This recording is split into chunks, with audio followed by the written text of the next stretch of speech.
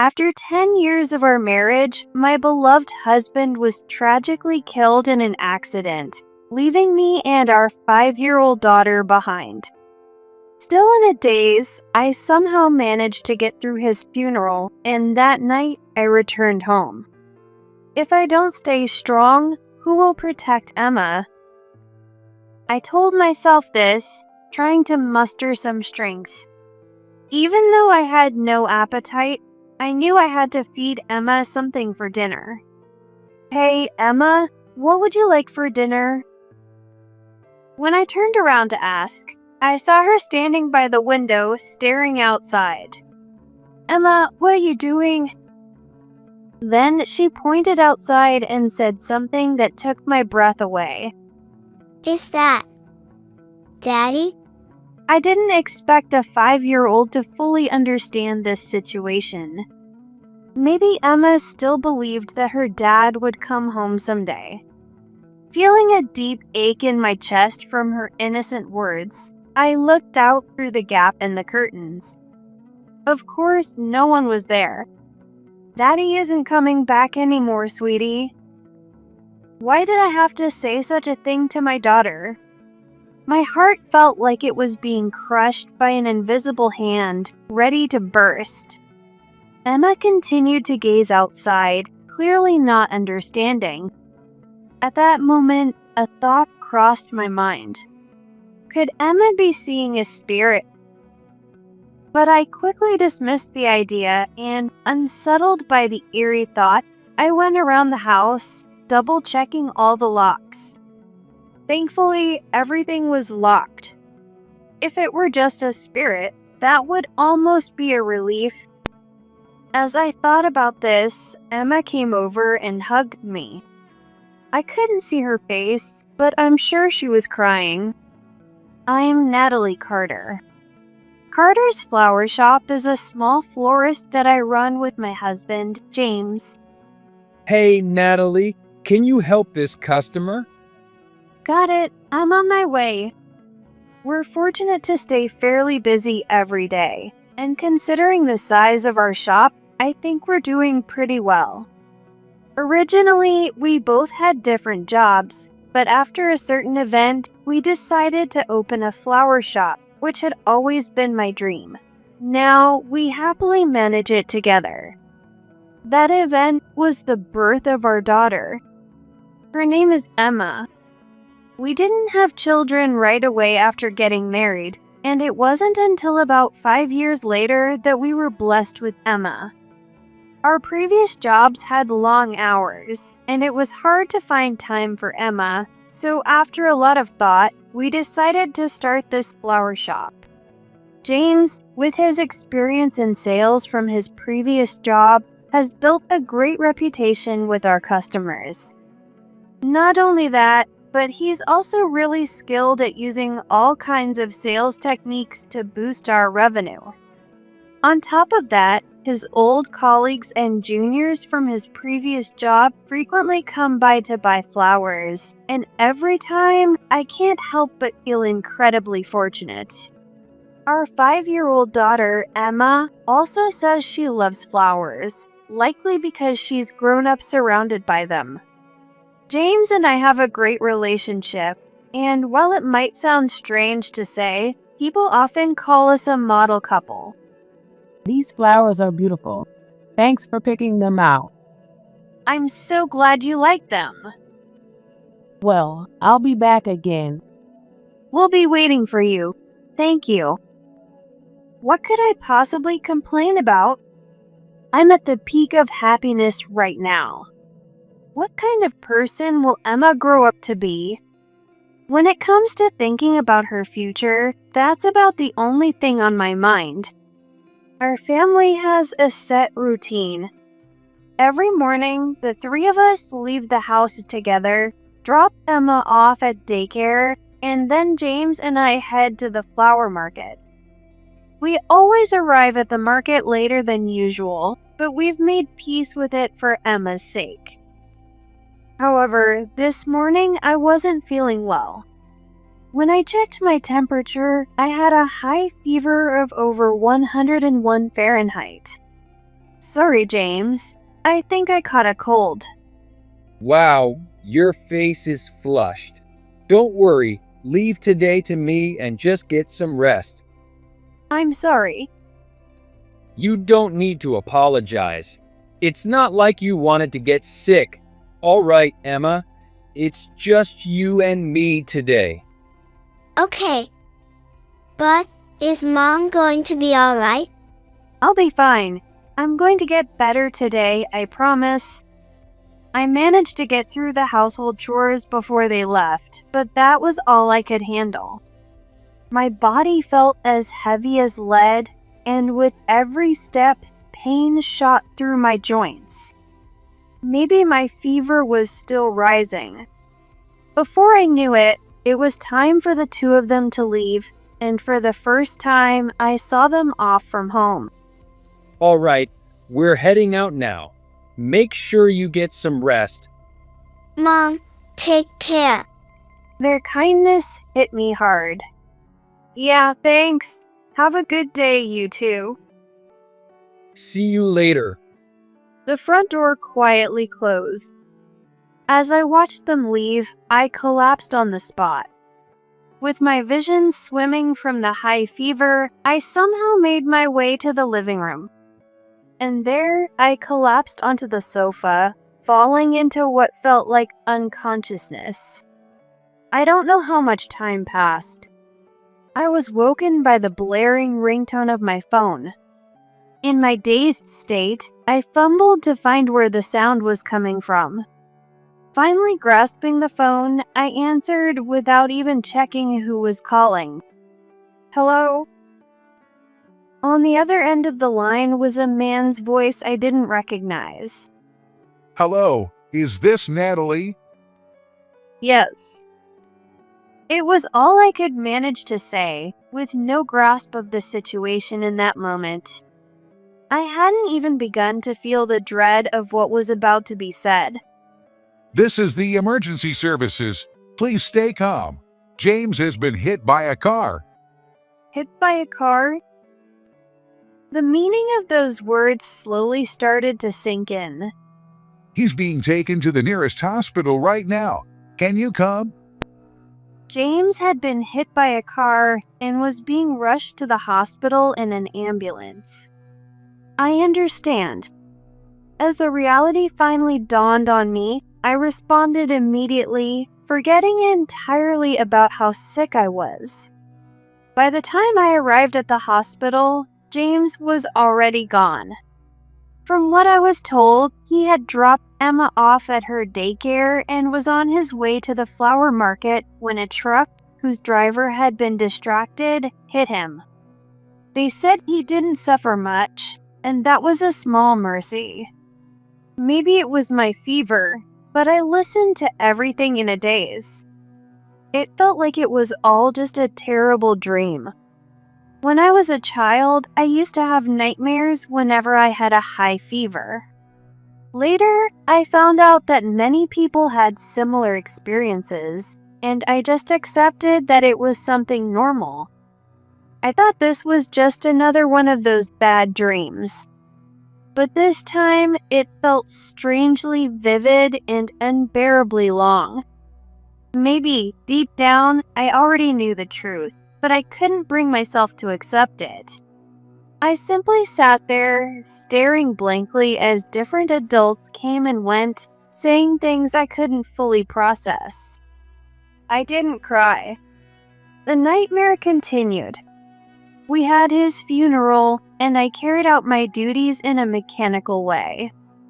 I signed the documents they gave me and probably answered questions without thinking. Many people came to pay their respects. Customers from our flower shop, regulars, and even people from James's old workplace came by, casting sympathetic glances my way. What a long dream this is. Yet, in the middle of this nightmare, there was one thing that made me feel pain. It was the small right hand of Emma, clutching tightly to my left hand. Her grip was so strong, it felt like it might make a creaking sound, and I could clearly feel the pain in my left hand. I began to think that maybe this wasn't a dream after all, or maybe someone was trying to wake me up from this nightmare. Then, as the lid of the coffin was being closed, it happened. Daddy, Emma, still holding my hand tightly, suddenly burst into tears, crying out loudly. When I heard her, I finally understood in my heart. It really wasn't a dream. How I wished it had all been just a nightmare. At that moment, something inside me that had barely been holding on snapped quietly without a sound. James would never come back again. There was nothing left to hold back my emotions. I hugged Emma, who was sobbing beside me, and together we cried. We cried like we never had before, like we were crying for a lifetime. From now on, no matter what happens, I'm the only one who can protect Emma. It's not like we don't have relatives we could rely on, but I can't live my life depending on them. Whatever it takes, I will protect Emma. I made that firm promise to myself as I returned home at 7 p.m. The sky was already dark, and the cloudy weather felt like a reflection of my heart. As if things weren't lonely enough, the moment I stepped into our quiet house, where James, the heart and soul of our home, was no longer, the air felt even heavier. It hit me again, just how much he was really gone. Then I remembered. If I don't stay strong, who will protect Emma? I told myself this, trying to muster some strength. Even though I had no appetite, I knew I had to feed Emma something for dinner. Hey Emma, what would you like for dinner? When I turned around to ask, I saw her standing by the window, staring outside. Emma, what are you doing? Then she pointed outside and said something that took my breath away. is that Daddy? I didn't expect a 5-year-old to fully understand the situation. Maybe Emma still believed that her dad would come home someday. Feeling a deep ache in my chest from her innocent words, I looked out through the gap in the curtains. Of course, no one was there. Daddy isn't coming back anymore, sweetie. Why did I have to say such a thing to my daughter? My heart felt like it was being crushed by an invisible hand, ready to burst. Emma continued to gaze outside, clearly not understanding. At that moment, a thought crossed my mind. Could Emma be seeing a spirit? But I quickly dismissed the idea, and unsettled by the eerie thought, I went around the houses, double-checking all the locks. Thankfully, everything was locked. If it were just a spirit, that would almost be a relief. As I thought about this, Emma came over and hugged me. I couldn't see her face, but I'm sure she was crying. However, even after some time passed, Emma kept saying, "Daddy is here." On a weekday, on our way home from daycare. On weekends, while shopping at the grocery store. No matter where we were, Emma would repeatedly ask, "Is that Daddy?" Of course, it couldn't be. Unless she was somehow seeing a spirit. Sometimes I felt the urge to snap at her for saying it so often, but I couldn't. Emma was carrying the grief of losing her father at such a young age. Each time, I suppressed my feelings and gently said, "No, it's not." But deep down, I wished it could be true. Then one day, when I went to pick up Emma from daycare, one of the daycare teachers approached me and, looking apologetic, whispered to me, Well, is Emma doing all right? At first, I didn't understand what she meant, but then I realized. She doesn't say it often, but every now and then she says, "Daddy is here. I know about James, but..." Well, she sometimes says that with me too. I always tell her it's not true, but I didn't realize she was saying it here as well. But here's the thing. It's strange. What do you mean? We've been told to be extra careful about strangers and to keep an eye on the outside, just in case. So the notice was given to me. Then she looked even more apologetic before asking me a question. Does James have any siblings? No, he doesn't. Why?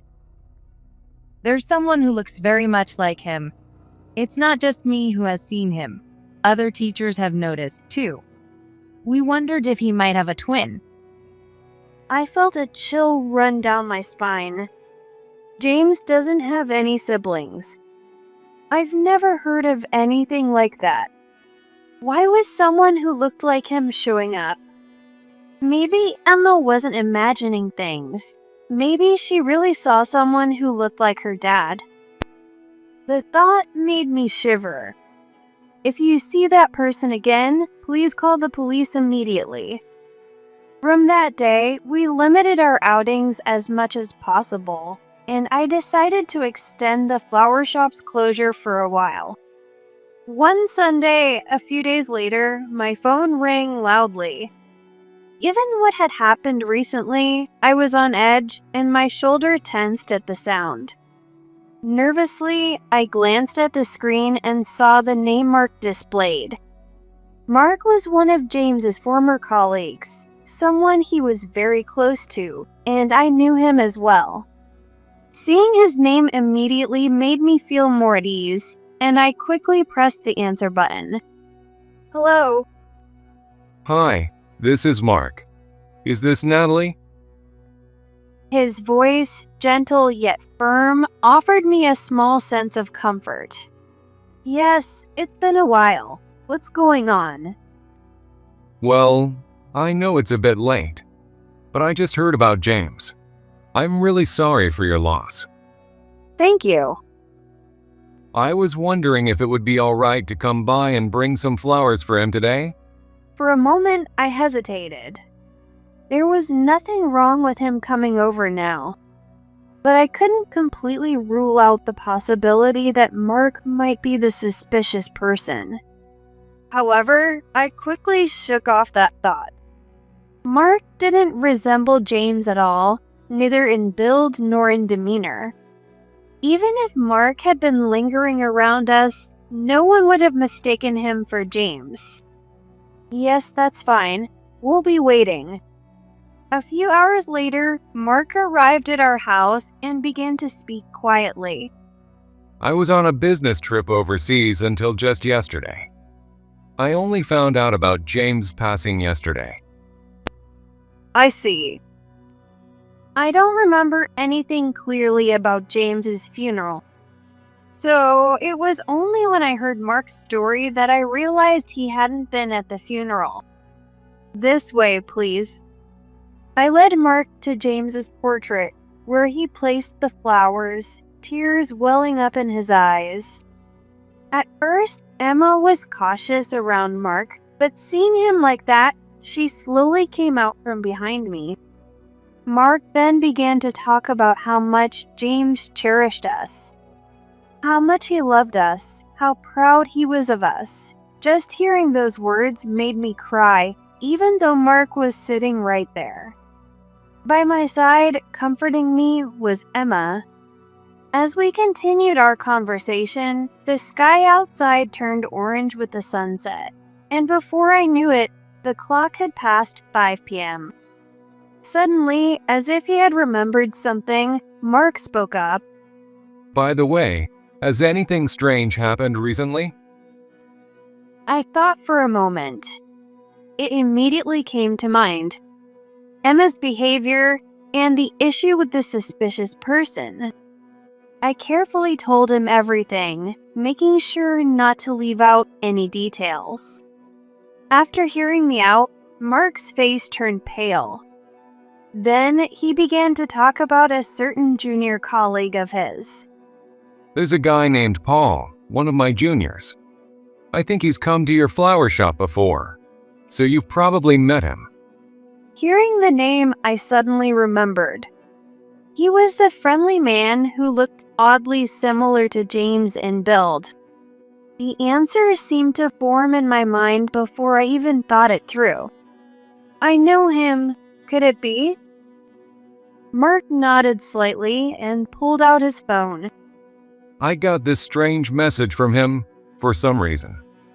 The message read, "I have to fulfill James' wish, so I'm quitting my job," a cryptic statement. Looking closely, the message had been sent late at night on the day of James' funeral. What is this? James's wish? I don't know either. But if James had a wish, it was probably just to live happily with you and Emma. At that moment, suddenly the doorbell rang unexpectedly. I flinched and looked at Mark. He seemed tense as well, his expression growing more serious. However, Emma was different. Without any fear, she went to check the intercom and shouted loudly, "It's me. I'm home." Daddy, With those words, we knew for certain that Paul had finally shown up at our houses. It's him. It's Paul. Mark quickly checked the intercom screen and nodded at me. I rushed over and stared at the screen myself. There was Paul, dressed and styled in a way that James would have liked. That alone was enough to instill fear, but what I saw next intensified that terror. In his right hand, a knife gleamed like a sharp blade. I was frozen with fear, unable to move. that's not Daddy, is it? Emma looked up at Mark with innocent eyes. No, it's not Daddy. Stay calm. I'll keep an eye on him from here. Natalie, check all the locks. On the other side of the intercom, Paul's voice grew louder, frustrated that no one was answering. "It's me. Open up. I'm telling you to open the door. Unlock it." In the end, he started violently rattling the locked doorknob, all while wearing a wide smile on his face. What was displayed on the small intercom screen was pure madness. Snapping out of it, I ran through the house, checking that every door and window was securely locked.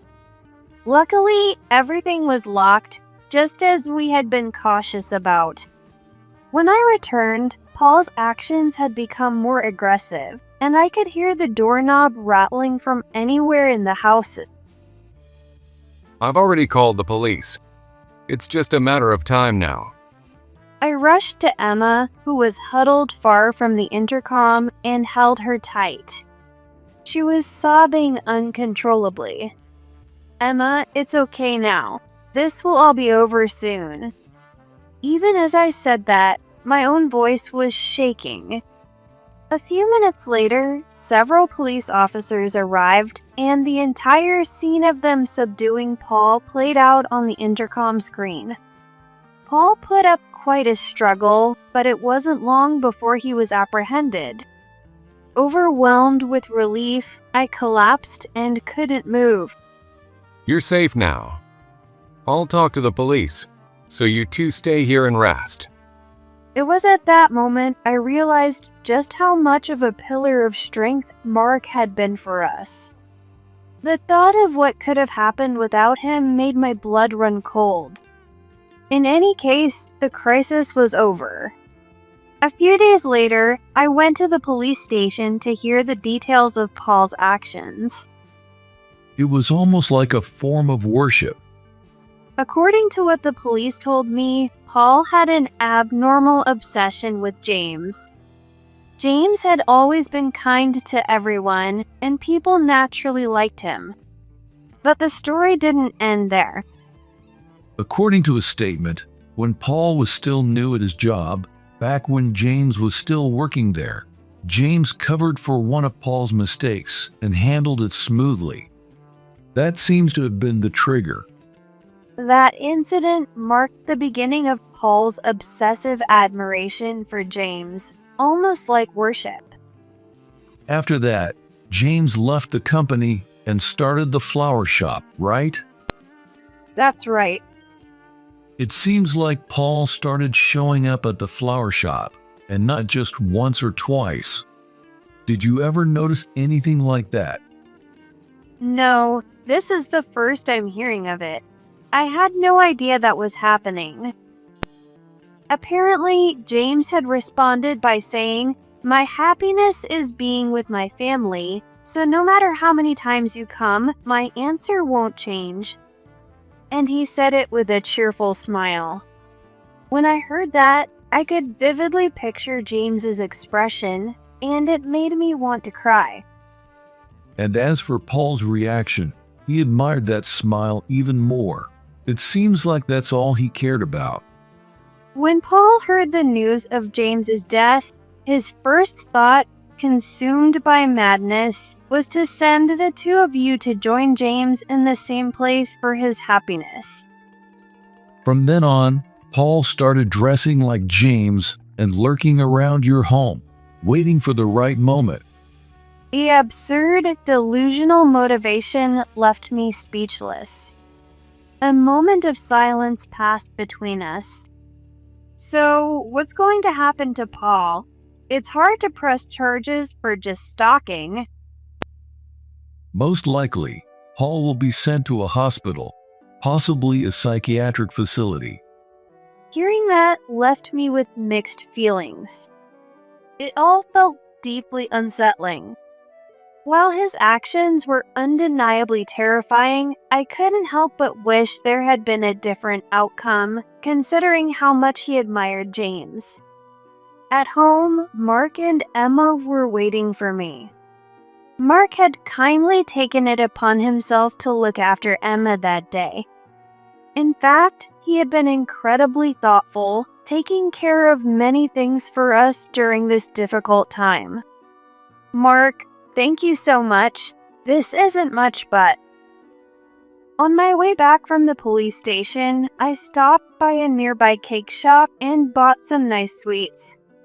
It was a small token of appreciation for that day and everything else. Oh, you really didn't have to. I'm sorry for making you feel like you had to do something. Do you not like sweets? No, I love them. Thank you, I'll enjoy this. Mom, what about mine? Don't worry, I got you some too. Here you go. Thanks. Can I eat it? Sure. You've been a good girl, haven't you? Oh yes, she certainly has. Watching Emma eagerly dig into her dessert, I finally felt a sense of peace settling in. Looking back, from the moment I heard the news of James' death until now, I hadn't had a single moment to rest my mind. Mark was also sitting across from me, enjoying his treat. After a moment, he spoke up. By the way, what are you going to do with your flower shop? Are you thinking of closing it down? No, I'm not going to do that. James and I worked so hard to start this shop, and I'm going to keep it going no matter what. That's good to hear. He sighed with relief and muttered softly. However, I didn't have any concrete plans yet. The only thing that comes to mind is to just work as hard as I can without any other clear plan. That won't happen right away either. Since I had taken a break for a while, there was a mountain of work piled up for me to catch up on before I could fully return. Mom, I'm happy. I love that you run the flower shop. Thank you, Emma. Maybe when you're a bit older, you can help out too. Yeah, I'd love to. Not long after that, I was able to successfully reopen Carter's flower shop. It took some time, But aside from the fact that James wasn't there, things were almost back to normal. Hello. Hello. Thank you, as always, today. I'm not here as a customer, but to help out. Since then, Mark had been dropping by the shop whenever he had a break from work, helping with whatever needed to be done. Honestly, I couldn't thank him enough. Watching him stand at the front of the shop in his own apron, I couldn't help but see a bit of James in him. Whether that was a good thing or not, I wasn't sure. These flowers are so beautiful. What are they called? They were lilies of the valley.